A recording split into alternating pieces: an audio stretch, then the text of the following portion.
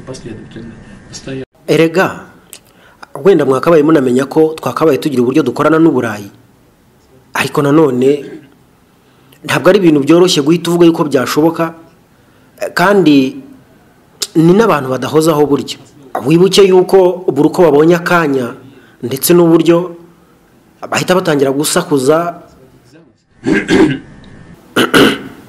ariko ibyo ntacyo bidutwaye, twarabimenyereye twebwe.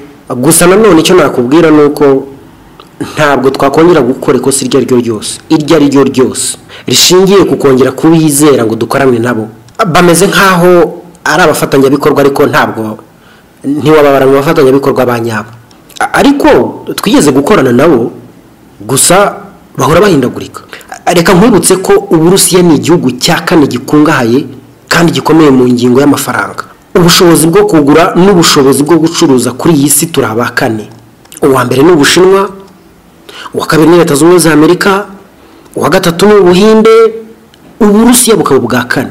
Ubwo rero mu bijyanye no gucuruza abo ngabo ntabarimo, twagirana nabo amasezerano twayareka ntabahari. Abo bose basigaye numva ntabahari, kiretse wenda abo tuzi baza hafi, twavuga nk'Ubuyapani, Ubudage n'abandi. Gusa ariko nabo bari hasi. Wumvisha yuko ntigeze mvuga ku gihugu cy'Ubwongereza, bose baraho bari inyuma iyo ngiyo mu myanya ya kuri. Hanyuma rero ngiye watangiye kwitwara gutya birantangaza, kubera ko ubukungu bwabo ntiwemera kwitwara uko bitwara. Wibaze yuko abaza hafi bari ku mwanya wa 9 cyangwa wa 10.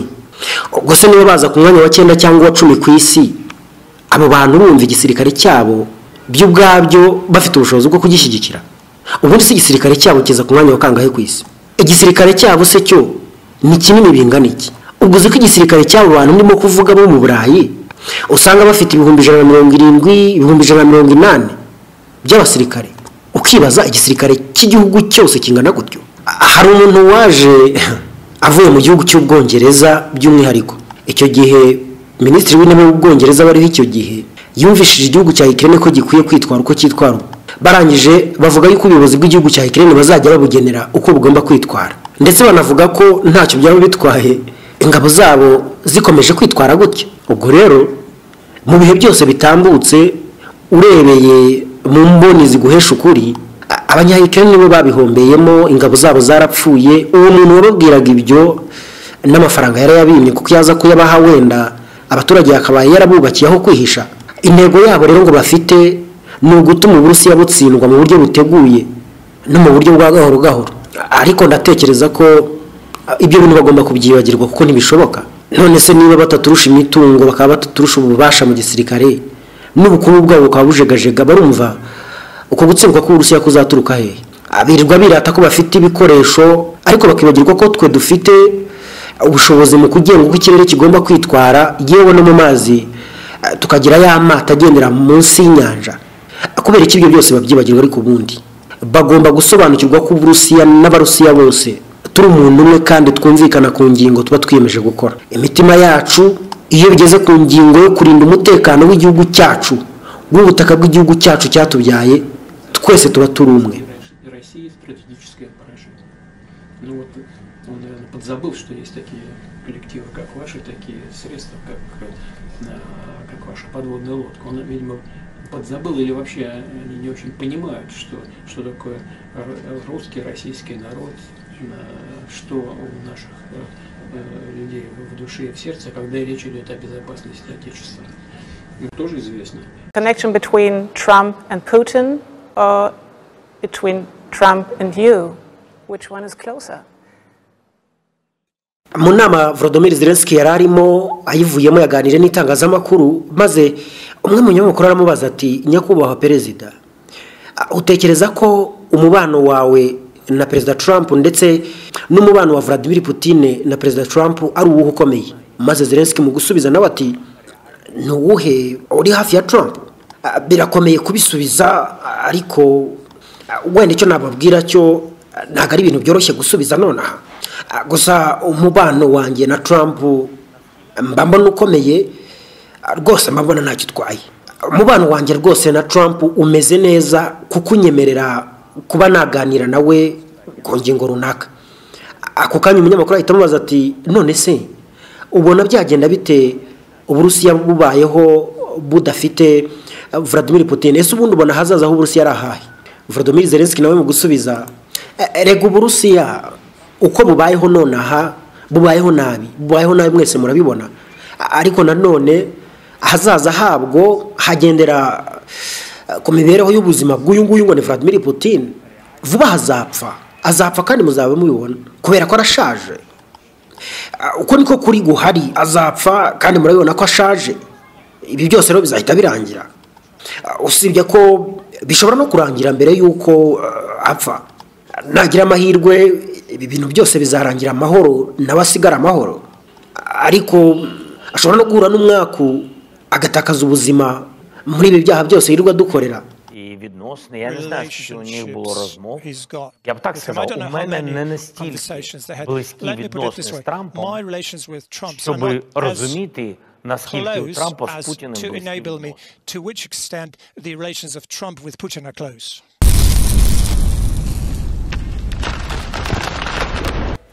Nkundira nongera ngusuhuze, bihe byiza wowe ukomeza kubana natwe hano kuri Kakisa 27 TV ku makuru n'ibiganiro tuganira hano kugira ngo turusheho kumenya uko byifashe hirya no hino mu bice bitandukanye by'isi. Yewe nitwa Derek Mugabo. Reka twongere tuganire ku makuru ajyanye n'ibiganiro nka bibiri n'ibiganiro bitatu.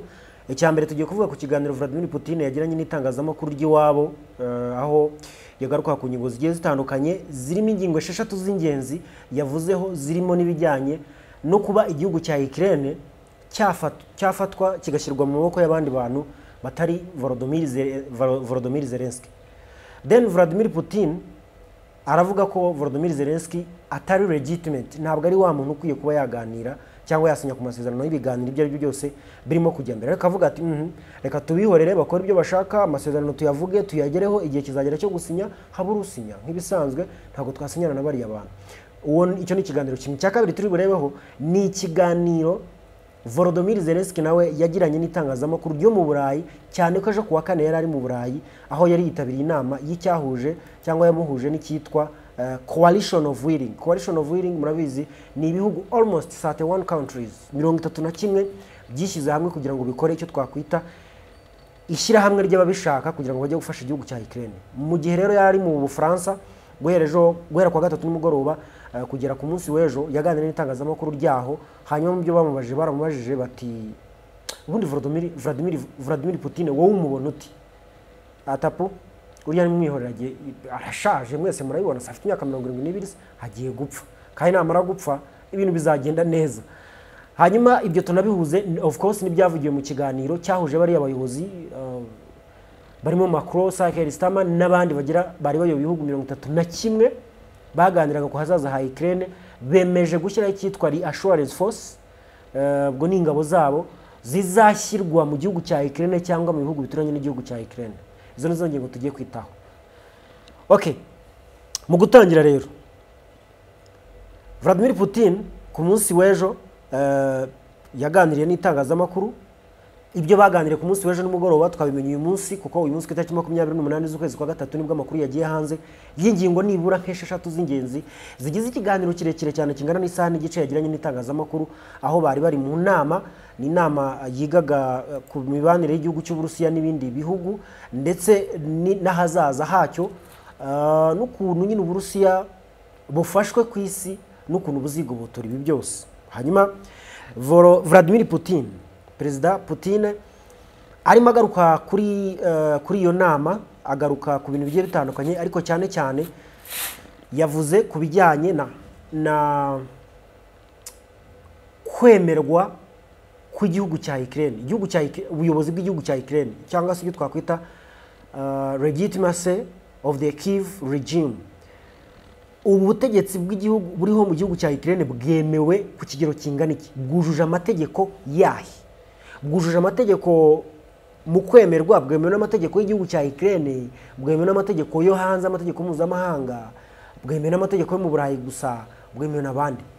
Vladimir Putin rero akavuga ati hari ikintu cyabayeho cyitwa guta agaciro k'ubutegetsi bw'igihugu, k'ubutegetsi bw'igihugu cya Ukraine. Agatsiko kayoboye mu gihugu cya Ukraine igihe cyako cyataye agaciro, expired, kandi uko guta agaciro kwazanywe nuko Volodymyr Zelensky manda ye yarangiye yarangiza akanga gushyiraho amatora yamara kwanga gushyiraho amatora ahubwo agahitamo gutora ubwe akitora akanatora abo bafatanya kuyobora. Vladimir Putin amuvugaho murabye koko yahereye mu kwezi kwa munani k'umwaka ushize yabigarukaho kenshi avuga ati ntabwo nasunyana n'uriya muntu sinaganira n'uriya muntu utujuje ibisabwa utujuje ibintu nk'ibyo nibyo yajyaga akunda kugarukaho. Kuri ubu rero yavuze ati presidential election were not held, amatora ntiyigeze aba. Under the constitution all officials are appointed by the president. Muri iki gihe no, presidential election were not held under the constitution. Amatora ntiyigeze aba bikurikije inteko bikurikije itegeko nshinga ry'igihugu cya Ukraine. Amatora ntiyigeze aba bijyanye n'iki tegeko nshinga ry'igihugu cya Ukraine. Hanyuma rero all officials are appointed by president. Abantu bose bayobora bose ubwo nituvuga bose turavuga nyine abayobozi, minisitiri w'intebe, minisitiri w'ingabo, bose batorwa na perezida. Noneho Vladimir akavuga ngo if he himself is illegitimate, niba ubwe atemewe n'amategeko then so is everyone else. Ni nuko bimeze kuwatora ari we wese. Tugeze kugira ikiganiro hano tubabwira ngo itegeko nshinga ry'igihugu cya Ukraine ryitwa Verkhovna Rada. Riteganya ko iyo igihugu kiri mu bihe bidasanzwe nk'iby'igihugu cya Ukraine kirimo ibihe by'intambara, perezida uriho ntabwo ashyiraho itegeko ryitwa iry'ibihe bidasanzwe masholo oya, ahubwo afata ububasha bwo kuyobora igihugu akabufasha inteko ishinga amategeko yitwa Verkhovna Rada. Iyo nteko ishinga amategeko noneho yo ikaba ari iyobora igihugu byazagera muri cya gihe inteko ishinga amategeko yatakaje manda yayo yarangiye, bagashyiraho rya tegeko ryitwa mashoro cyangwa ry'ibihe bidasanzwe. Iryo tegeko rikayobora kugeza igihe inteko ishinga amategeko yitegura igategura amatora y'abagize inteko ishinga amategeko ikongera igashyiraho manda yayo. Manda yamara kugeraho bakambura rya tegeko ry'ibihe bidasanzwe bakaryambura ububasha bwo kuyobora igihugu bugasubira mu maboko y'inteko ishinga amategeko. Ubwo no kuvuga ngo perezida w'inteko ishinga amategeko w'igihugu cya Ukraine niwe wakabaye ayoboye igihugu kuva ku itariki 24 z'ukwezi kwa kabiri 2022. Ariko siko byagenze. Hanyuma rero muribuka ko icyo gihe mu gicamunsi cyo kuri iyo tariki 24 z'ukwezi kwa kabiri 2022 aribwo Volodymyr Zelensky yafashe umwanya akajya imbere ya kamera akavuga ati Banya-Ukraine bagenzi banjye dushyize igihugu cyacu mu bihe bidasanzwe kuko twatewe. Icyo gihe yahise yica itegeko nshinga ry'igihugu cya Ukraine. Ariko ntabwo yagarukiye aho gusa, ahubwo yarakomeje aravuga ati iri tegeko ry'ibihe bidasanzwe will serve only 3 months. Byagomba gukora kugira agaciro mu gihe cy'amezi 3. Ayo mezi 3 yarangira bagafata ububasha bakabusubiza inteko ishinga amategeko. Siko yabigenje. Amezi 3 arangiye mu kwezi kwa 5 k'uwo mwaka Zelensky yaracecetse. N'uwagerageje kumubaza ati se bwana nyakubahwa perezida iki gihugu kiyobowe mu buhe buryo, akababwira ati keba nayo harya bivuze iki ibyo ngibyo, akababwira ati muceceke, akabacecekesha. Mwabonye mu mwaka ushize CPJ cyangwa se Committee to Protect Journalists cyangwa se mu Gifaransa bakita CPJ, ni umuryango nishyirahamwe cyangwa se umuryango ushinzwe kurengera inyungu z'abanyamakuru, wamwandikiye bari umubaza uti kubera iki wica, kubera iki utoteza, kuki uza abanyamakuru gukora akazi kabo, kuki ubangamira opposition. Ubu ni Volodymyr Zelensky rero mu mboni z'ukuntu agaragara imbere ya Vladimir Putin amubona nk'umuntu uri legitimate utemewe n'abatora bose bakaba bameze nkawe. Iyo ni ingingo ya mbere yavuze. Mu ngingo ya kabiri yagarutseho yavuze ati there is power vacuum filled by radicals. Mu gihugu cya Ukraine hari ikibazo cy'ubuyobozi budakomeye, noneho muri uko kudakomera k'ubuyobozi hakisangwa hari abandi bantu baturutse hanze y'igihugu cyangwa se bavukiye imbere mu gihugu nabo barema imbaraga biremamo agatsiko kakagira ingufu noneho kagahita kaziba icyuho cya za ntege nkeya za leta. Vladimir Putin akavuga ati amid the de facto illegitimacy bijyanye n'abo bantu bayoboye barishyizeho mu buryo butemewe, neo-Nazi formations are receiving more weapons and could take the actual power in their hands. Neo-Nazi formations hano aravuga indi miryango yitwara nk'abanazi. Neo-Nazi ni yindi miryango yitwara nk'abanazi. Dufashe nk'urugero nko muri Ukraine hari batayo yitwa Azov Battalion. Azov Battalion ni batayo ikorera uruhande rw'umugezi wa Azov mu gihugu cya Ukraine mu ntara yitwaga Mariupol. Iyo ntara muribuka ko Uburusiya bwayigaruriye muri 2022, ariko hakurya yayo abasigaye abari barimo kuyikoreramo bambuka hakurya bajya mu gihugu cya Ukraine kuko ariho hari intege nke. Okay, bamaze kukigeramo barakomeza bagira ububasha kuko barategeka, bafite imbunda, barakomeza kubona intwaro, bafite impungenge z'uko bakomeza kubona izindi ntwaro. None uko gukomeza kubona intwaro bikaba byabaha ububasha bwo kuvuga ngo ejo cyangwa ejo bundi bashobora kuzagira gutya ugasanga bigaruye ubutegetsi mu gihugu cya Ukraine. Akaba arizo mpungenge rero Vladimir Putin yifitiye, akavuga ati ntago byumvikana. Akavuga ati it's unclear who are really even signing any document with us tomorrow. New people could come and say we don't know who signed this. Goodbye. Urubuka kantu twabwiraga ariko ubushize aka kantu twagasubiyeho tukavuga inshuro nyinshi. Turavuga tuti kuko Vladimir Putin waravuga ati dufite impungenge. Of course impungenge dufite nizuko turimo kujya mu biganiro. Bano bantu bitwa Azov Battalion ni umutwe w'ingabo z'igihugu twakwita nyine twawita nk'abantu igihugu cya Ukraine cyashyizeho kugira ngo bagifashe kuko babaga mu burasirazuba bwa Ukraine mu ntara ya Mariupol. Murabona ko iri mu burasirazuba bwa Ukraine ariko mu majyepfo ashyira umugezi wa Azov. Noneho babashyiraho kugira ngo bajye babafasha kurinda. Muribuka ko muri DPR cyangwa se Donetsk People's Republic habagayo uwundi mutwe. Muribuka ko muri Luhansk habagayo uwundi mutwe. Reka tubizane hafi. Muri Republika ya Demokarasi ya Kongo habaye imitwe 254 y'iminyamahanga no y'imbere mu gihugu, hakabayo na 14 y'iminyamahanga. Now niba iyi 250 plus y'imbere mu gihugu Wazalendo ifite buri gace kagiye gafite mu mutwe uyobora aho hantu ingabo za leta ntago ziba zifite uburenganzira. Ibyo rero bigatuma icyuho cyo kuba ingabo za leta zidafite ububasha bwo kwirukana iyo mitwe gituma iyo mitwe ikurikagira ububasha ku buryo ejo iyo mitwe ishobora no guhindura ubutegetsi muri icyo gihugu cyangwa muri ako gace. Nubwo wenda Wazalendo atari ko bimeze ku butegetsi bwa Kongo kubera ko Wazalendo ntiri ku rwego rwo gukora ibyo ngibyo, ariko M23 yarabikoze. Ifite M23 yakoze kuko nawe ni umutwe w'imbere mu gihugu ufite ububasha butuma leta mwabonye ejo bundi uwitwa Romy Jackson ni umusenateri muri Leta Zunze za Amerika ukuriye komite. Murabona mu nteko ishinga amategeko habamo za komite, noneho hakabana komite y'imari, komite y'ububanyi n'amahanga. Wakuriye komite y'ububanyi n'amahanga muri Leta Zunze za Amerika yaraje rero ku itariki 16 agera i Kinshasa arabasura, azi Kigali arabasura, ajya i Burundi, ajya Uganda arabasura. Amaze kubasura atashye ageze iwabo aravuga ngo muzi ikiri hariya. Leta ya Kongo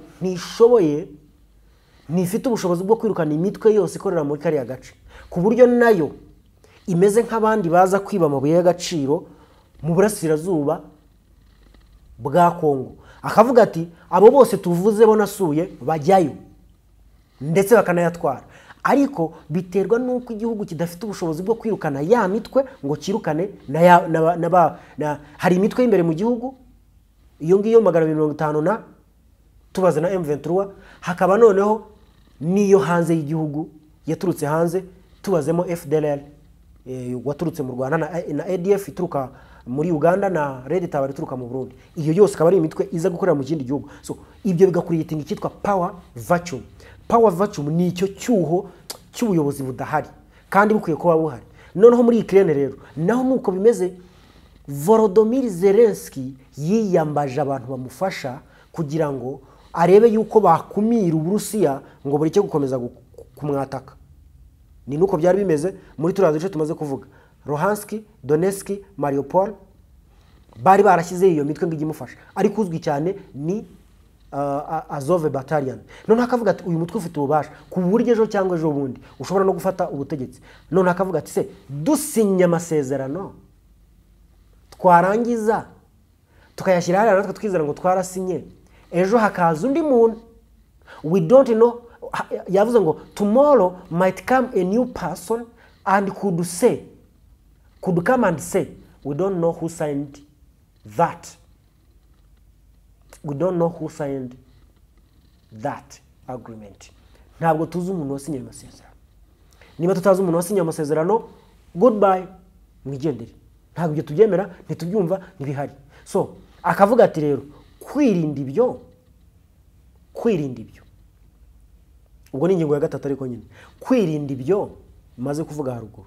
Mu ngingo ya gatatu nta kuntu habaho ubutegetsi bw'igihe gito buyobowe na leta, buyobowe na UN n'ibindi bihugu, bigashyiraho abantu bakayobora leta y'igihugu cya Ukraine kugira ngo noneho iyo leta yashyizweho bizavuga ko byakozwe mu mboni za UN n'abo bantu. Yavuze ngo in such a case international practice often follows a known path. Iyo bimeze bityo mu gihugu, ibihugu byinshi bikunda gukurikira inzira izwi. Hari inzira izwi ihari buri muntu wese azi. Akavuga ngo under UN peacekeeping through what is called external government and temporary administration. Akavuga ngo mbere muri UN mu bijyanye no kugarura amahoro cyangwa se kugarura amahoro nyine mu gace birakorwa, bagashyiraho leta ivuye hanze kandi igashyiraho imiyoborere y'igihe gito. Iyo leta ivuye hanze external governance ndetse n'imiyoborere y'igihe gito, ibyo bigafasha ko iyo miyoborere y'igihe gito yifashishwa mu gusinya amasezerano nk'aya ngaya. Uwo nguwo rero akaba yitwa Vladimir Putin mu mboni ze akaba ariko bivuga. Ariko akavuga ati ibyo binanze, iyo leta byanze kuyishyiraho n'ibindi bikanga, none se nta wasubizaho uburyo igihugu cya Ukraine gisanzwe gikora, inteko ishinga amategeko yayo uburyo isanzwe ikoramo, bwa bundi twavugaga haruguru, bwa bundi bwo kuvuga ngo niba igihugu kiri mu bihe bidasanzwe, icyo gihugu cyemerewe gufata ubuyobozi buriho, nyine abantu barimo kuyobora government bafata ubuyobozi buriho regime, bafata ubuyobozi buriho bakabuha inteko ishinga amategeko. Inteko ishinga amategeko ikagena uko bigomba kugenda. Iyo manda yayo irangiye, inteko ishinga amategeko ishyiraho ibihe bidasanzwe, ikajya mu matora. Yamara kujya mu matora igahita igaruka ikongera igasubirana ubutegetsi bw'igihugu. Now iyo bitagenze gutyo, basaba uwo barwana agahenge k'iminsi nk'iyi ngiyi basabye 30 kagacecekeshwa kugira ngo bategure amatora. Bamara gutegura amatora bakayakora, amatora yarangira bagasinya amasezerano cyangwa se intambara igakomeza. Iyo byanze n'ibyo ngibyo barwana batora, bibaho. Leta zunze Amerika yabikoze mu 1960 na kangahe na kabiri na kangahe. Hari no mu mateka muri ya myaka y'1700 ubwo habagaho perezida wa mbere Leta zunze Amerika ubwo barwanira ubwigenge mu 1789 aho ngaho, kuko nibwo babonye ubwigenge. Bakoze amatora bari mu ntambara. Iyi side hari intambara, iriya side hari amatora. Muri Repubulika ya Demokarasi ya Kongo habaye amatora muri 2023. Nuse yarabaye. Ntago M23 yaratangiye kurwana muri 2021. Ntiyarwanaga se, ntiyafataga ibice se. Meaning amatora ashobora kuba igihugu kiri mu ntambara. Igice kimwe iyo kiri mu ntambara, icyo gice gishyirwa mu bihe bidasanzwe nkuko mubizi muri Burasirazuba bwa Repubulika ya Demokarasi ya Kongo bari barahashyize ni siege what? Sinzi ukuntu babyita. Bagishyira mu bihe bidasanzwe. Kikayorwa muri ubwo buryo bw'ibihe bidasanzwe kugera amatora arangiye. Uwo mu perezida ugiyeho yakumva afite ubushobozi bwo kujya kugisubiza mu bihe bisanzwe akarwana akagisubiza mu bihe bidasanzwe. Byamunanira agakomeza nyine akarwana mpaka. Ariko amatora icyo ashaka kubwira araba. Hanyuma rero Vladimir Putin akavuga ati kubera iki hatabaho restoring constitutional order and setting a legal framework for stable peace. kuki hatabaho gusubizaho uburyo igihugu cya Ukraine gisanzwe kiyobowemo ndetse hakaba hashyirwaho n'abantu runaka bazasinya ayo masezerano y'amahoro. Vladimir Putin nuko abitekereza. Hanyuma mu gusoza ni ingingo ebyiri yakomojeho nyina soza. Ingingo ya 5 iravuga iti ibyo byose mvuze hejuru ni ibitekerezo byanjye si itegeko, ndabivuze kugira ngo mubyumve ariko mubyanze. This is just one option. I'm not saying other options do not exist, but it is hard right now, or maybe even impossible, to lay everything out clearly because the situation is changing so fast, he said. Akavuga ati icyo ni igitekerezo, ni uburyo bumwe ntanze bushoboka, ariko simvuze ko nta bundi buryo bushoboka. Mu byo mvuze abandi bashobora kongeramo ibindi, gusa ibyo bindi ntago byoroshye muri iki gihe ko byagerwaho, ntago byoroshye rimwe nuko bitanashoboka, ariko byakabaye byihutirwa kubera ko isi cyangwa ibintu birimo birahinduka vuba vuba. Hanyuma rero ku gitekerezo cy'uko muri Ukraine hakabaye hashyirwa iyindi leta, ari nayo ngingo ya Vladimir Putin ya 4 ya 3, avuga ati nta kuntu hashyirwaho leta ivuye hanze, external government, then establishing cyitwa temporary administration. Kuko murabyibuka rega n'u Rwanda ntago baruragije ububirigira indagizo, kuragiza kubwira umuntu ngo genda ubundagiriye hari ahantu, genda ubundagiriye iri afamu, genda ubundagiriye ziranzu zanjye, indagizo. Hari n'abantu bajya baragira bino bigo binini umuntu ugasanga bamwitirira ikigo atari iki, akiragiye ari umushumba. Kuragira rero biho. Leta zunze za Amerika rero igiye kuvuga kuri ingingo yo kuragiza igihugu cya Ukraine abandi bantu. Umuvugizi w'ibiro bya perezida w'igihugu cya Leta zunze za Amerika bamwita Levitt yavuze atoya, yavuze ati oya, yavuze atoya ati buno buryo ntabwo ari ngombwa none hanga muri Ukraine, ahubwo igihugu cya Ukraine gikwiye gusubizwa ku miyoborere isanzweho mu gihugu, bagakurikiza itegeko nshinga nk'ibisanzwe. Ariko ibyo n'ibyo gushyiraho ubuyobozi buyoborwa n'abandi bantu baturutse hanze ntabwo ari byo. Ni ukuvuga muri make Leta zunze za Amerika yabyanze. Yavuze igitekerezo cyari cyiza ariko no, ahubwo ntihasubizweho uko itegeko nshinga ry'igihugu cya Ukraine bigena ari bwo buryo busubiraho. Ubwo rero wenda kuko turavuga wenda bose ni nyine buri umwe abavuga n'undi avuga, ariko je mbona ugena uko bigenda yitwa Leta zunze za Amerika, naho abandi bashobora kuvuga, ariko ugena uko bigenda hariya muri Ukraine yitwa Leta zunze za Amerika. Niyo wabwira Ukraine ati nonaha mu matora, muri ko Trump yabivuzeho mu kwezi gushize, cyangwa se nonaha gutya na gutya, ariko amatora nicyo cyonyine gishoboka niba bashaka kuguma bashyigikiye cya kintu cyabo cyitwa demokarasi. Kugira ngo bashyikire demokarasi yabo nuko bashyiraho uburyo bwo gutora.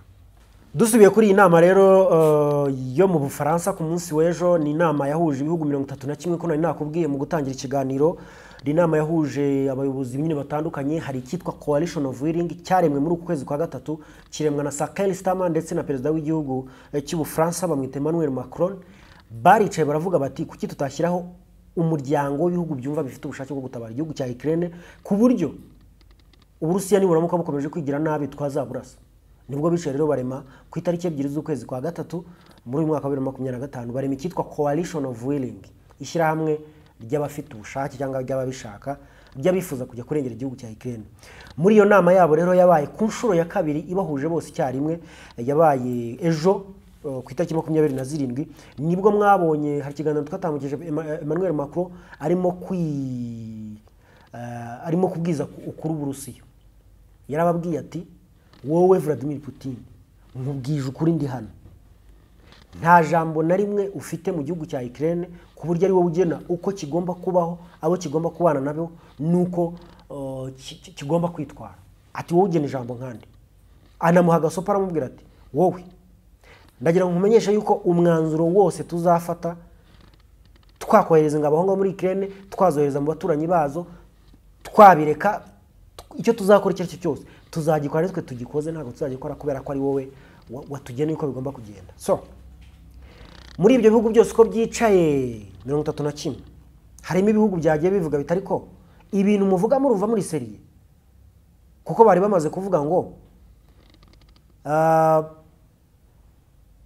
we are considering to deploy reassurance force in Ukraine's west or in neighboring countries.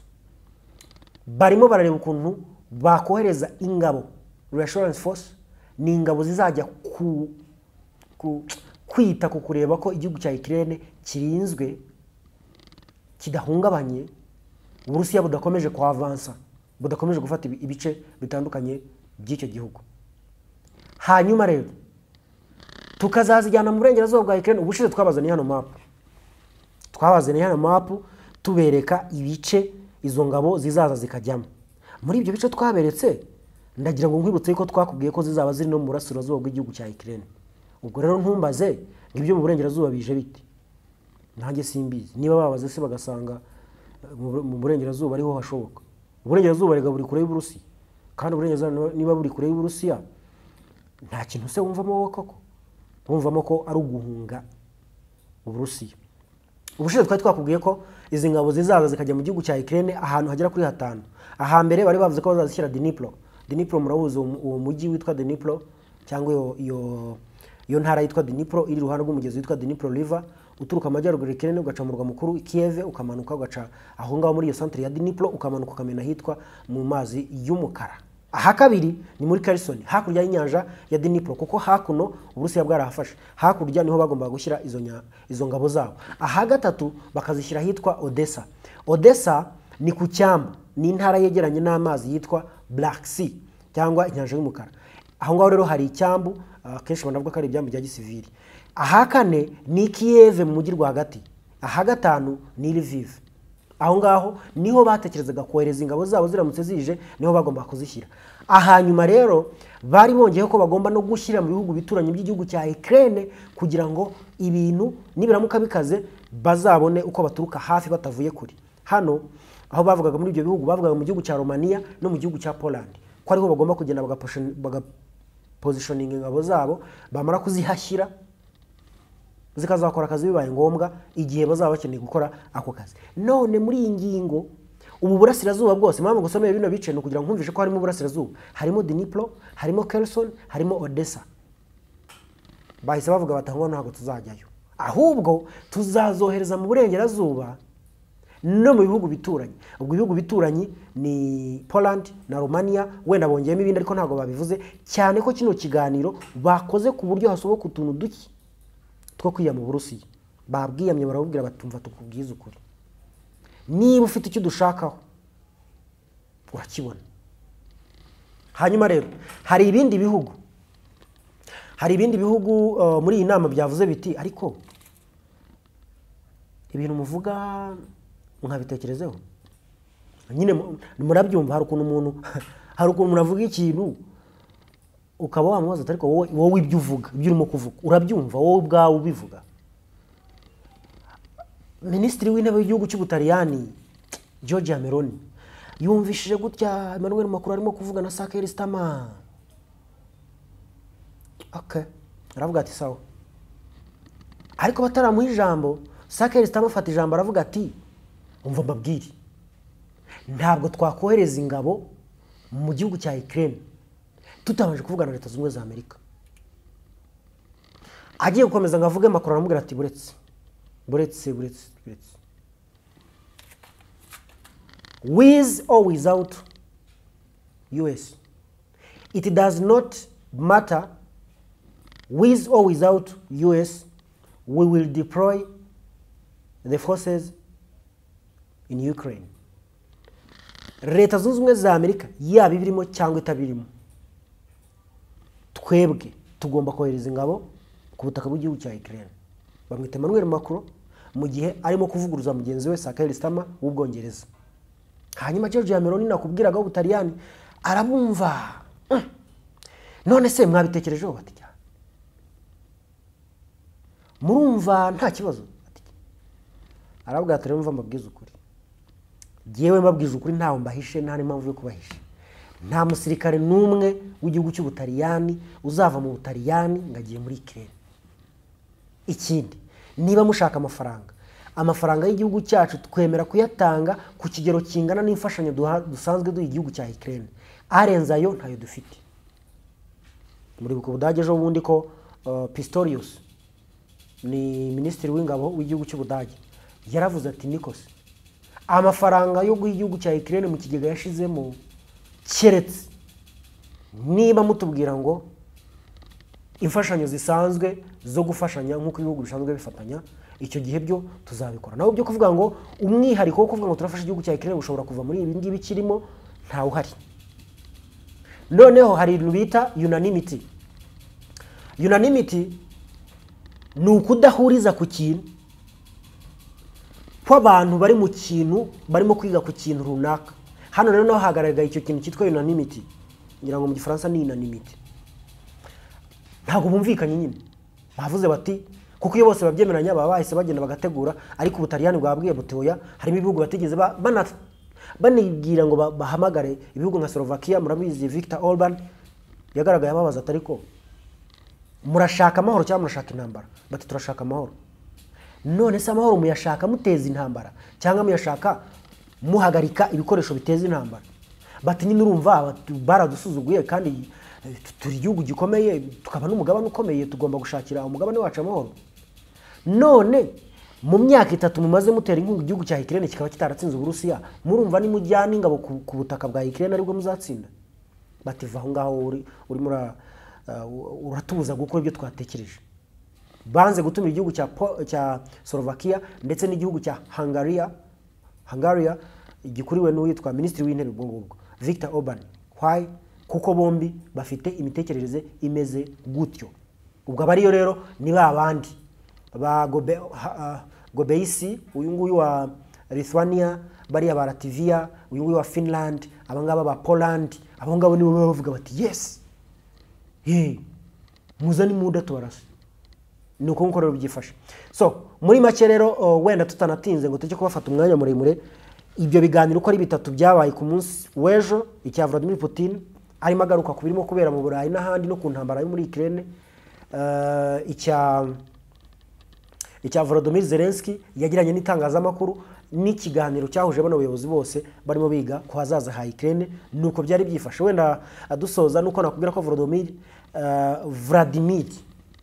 Putin arimo aganira n'itangazamakuru yaravuze atariko reka mbabaze tujye tuvugisha ukuri abantu nta bukungu bafite abantu nta gisirikare bafite abantu nta butaka bunini bafite none barashaka guhangana natwe mu bihe se barumva bashoboye barumva batagiye kwikurura ibyago nawe arimo aratangazwa n'ibyo barimo gukora akavuga ati anyways niba bumva babishoboye nibaze tujye muri match twebwe nibaze tujye muri ring twebwe match twarayimenyereye uyu mukino ni uwacu turawuzi niba bumva nabo bashaka kuwujyamo let them come reka ngushimire tuze guhura mu bindi biganiro gusa niba utarakora subscribe wakandaho kugira ngo tujye turushaho kubana amakuru n'ibiganiro bya hano Derek Mugabo niyo yanjye mugire ibihe byiza